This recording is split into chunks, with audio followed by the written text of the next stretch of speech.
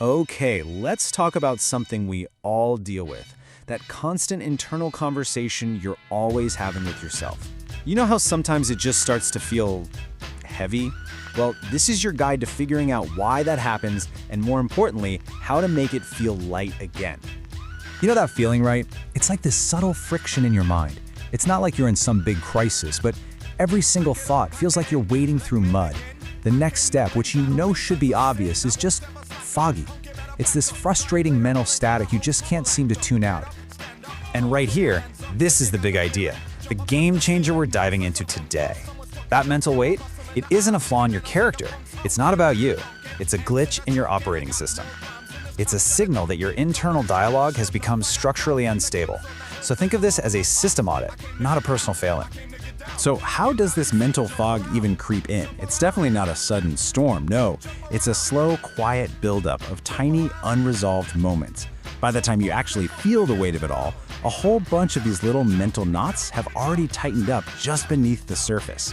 This is so important to get. That feeling of heaviness isn't a judgment. It's not a verdict on you, it's just information. Think of it like the check engine light in your car. It's a diagnostic tool, signaling that it's time to pop the hood and see what's going on, not to question your ability to drive. See, this whole thing isn't about one big mental mistake. It's about the slow, silent accumulation of, well, it's like tiny pebbles in your shoe. Each one is a small, unresolved thought, a little mismatch that on its own feels like nothing. But over time, they create a friction that makes every single step feel like a chore. To really get a handle on this, let's use a metaphor. Imagine your thought process not as a bunch of abstract ideas, but as a physical terrain, a landscape that you have to navigate every single day. When your mind is stable, when you're in that state of flow, it's like you're gliding on a perfectly smooth, flat surface. Thoughts just come and go with this effortless grace. And those little mental cues, a quick "got it" or a silent pause, they're seamless. They just confirm a clarity that's already there. But what happens when a thought doesn't quite land right? You know, a half-formed idea, a fleeting doubt. Each one is like a tiny pebble dropped onto that smooth surface. By itself, you'd barely notice it, but they start to add up. And as they pile up, that once smooth path starts to transform into this rocky, uneven terrain. And all of a sudden, you're not gliding anymore. Now you're stumbling. And here's the real kicker. On this new, uneven ground, the simple mental shortcuts that used to help you now actually become obstacles. That quick little okay in your head is now a question. That brief pause feels like a moment of serious doubt. Simple thinking turns into this grueling uphill climb. And that's why a simple decision can suddenly feel so monumental. So, how can you tell if you're walking on uneven ground? Well, it's time for a quick self-check. And remember, this is not about self-criticism. It's about self-awareness. It's about becoming a more skilled navigator of your own mind. Just take a second and look at these signs. Be honest with yourself. Do your mental pauses feel like a period or more like a question mark? Are you constantly second-guessing your own thoughts? Does it just feel like you're putting in more effort for no obvious reason? How many of these feel true for you right now? Okay, your score here isn't a grade, it's just a guide. As you can see, if you checked off a few, you're probably in early drift. A few minor course corrections will probably do the trick. But if you checked off a lot, you're in significant drift. And that means it's time to pull over, reassess your route, and actively work to get that mental balance back before you totally burn out. And this brings us to a really crucial insight, something we often get completely backward. We think we can use mental shortcuts to create a sense of ease, but it's actually the other way around. Stability is the foundation. Subtlety, using those shortcuts, is the result. It's a luxury you can only afford once that foundation is solid. You just can't build a skyscraper on shaky ground. All right, so you've identified the bumps in your mental road. What now?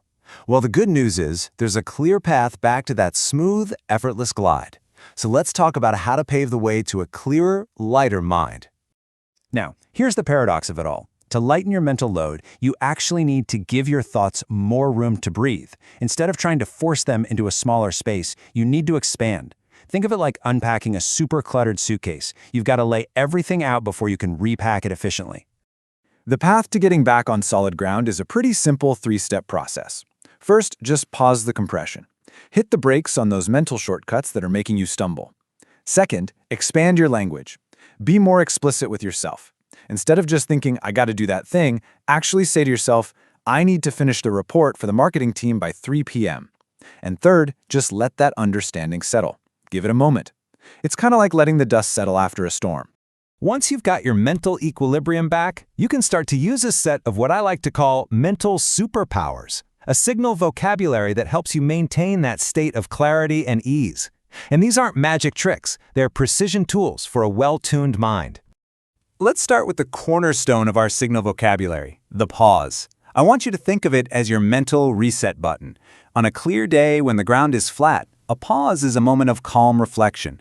But if that pause feels like a cliffhanger, that's a huge red flag that you're on shaky ground. Next up is the observe signal. This is basically your mental pin it for later button. It's the art of acknowledging a thought without immediately getting tangled up in it. You know, a new email pops up while you're in the middle of a task. Instead of getting sidetracked, you just observe it and keep going, knowing you'll get to it later. This here really shows you the precision of these mental tools. Acknowledge is like putting a period at the end of a sentence. It signals that something is complete and understood. Revise, on the other hand, is like using an eraser. It's a deliberate act of correction. Using one when you really need the other is a surefire way to create mental confusion. And now for a really critical pair of signals: proceed and stop. You can only move forward with confidence when the path ahead is clear. The moment you sense that mental friction, that uneven ground, it's time to hit the brakes. And that's not a sign of weakness, it's a strategic move to avoid a mental pileup. And this all brings us to the ultimate reward for doing this work, the power of compression. The ability to think in shortcuts, to communicate with yourself in a kind of mental shorthand. That's the prize you earn for establishing a stable, clear mind. It's really the final level of mental mastery. So let's close with this really powerful idea. This isn't about forcing your mind into submission. It's about cultivating a more compassionate relationship with your inner world. When you feel that mental weight, try to see it not as a burden, but as an invitation to expand, to clarify, and to rediscover the joy of a light, effortless mind. So what would be possible if you answered that invitation with kindness and curiosity?